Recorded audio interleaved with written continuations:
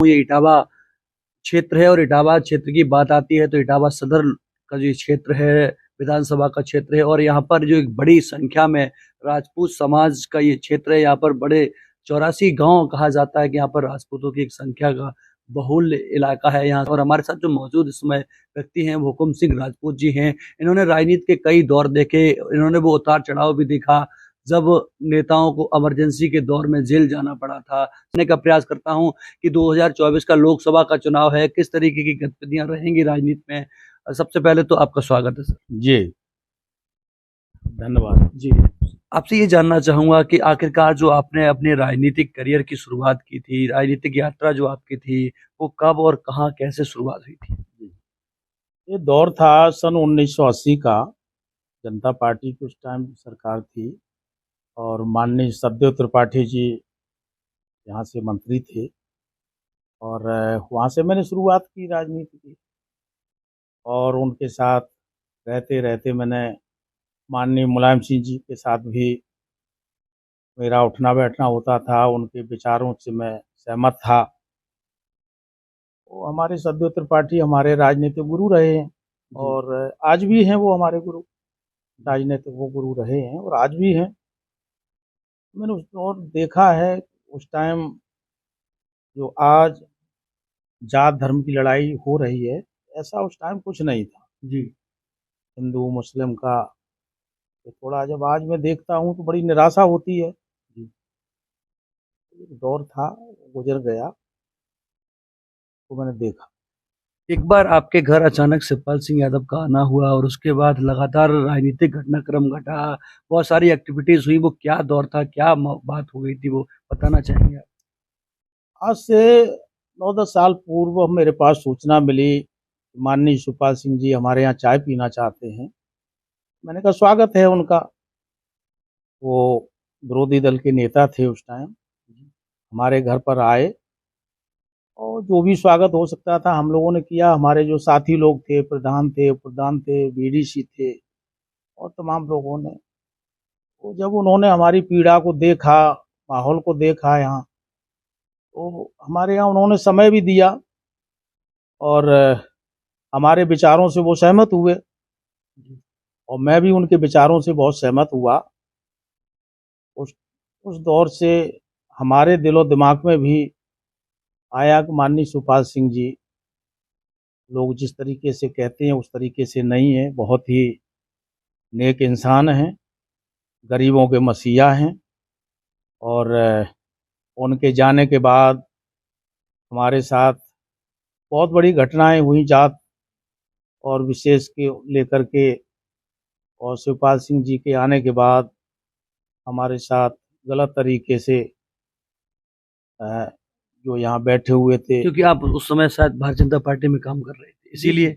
मैं भारतीय जनता पार्टी व मोर्चा का महासचिव भी रहा और बीजेपी के लिए मैं काम भी कर रहा था।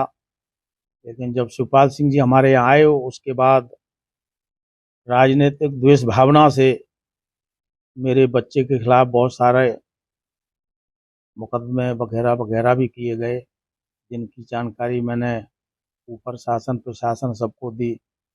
गलत तरीके से ये सब हो रहा है। माननीय मंत्री जी हमारे यहाँ आए हैं, हमारे व्यक्तिगत कार्यक्रम के लिए आए हैं, लेकिन कुछ लोगों ने उसको राजनीतिक स्टैंड देते हुए मेरे साथ अन्याय किया और उस अन्याय को झेलते हुए आज मैं बैठा हूँ, निराश बैठा हूँ, इंतजार कर रहा हूँ समय बदलेगा और जो लोग परेशान हैं, हमारे क्षेत्र के लोग, साथी लोग, उन्हें न्याय जरूर मिलेगा। आज तक जो काम सपा सरकार में हुए हैं संभवतः वो आज नहीं हो पा रहे हैं। और आप जिस सड़क से अभी निकल के आए हैं, ये सड़क सपा शासन में ही बनाई गई थी। उसके बाद से बस गड्ढे गुड्ढे जरूर बंद होते रहे हैं, लेकिन वैसी की वैसी पड़ी हुई हैं। ये सीसी रोड बनी थी इस गांव के लिए, वो भी उखड़ी पड़ी हुई है।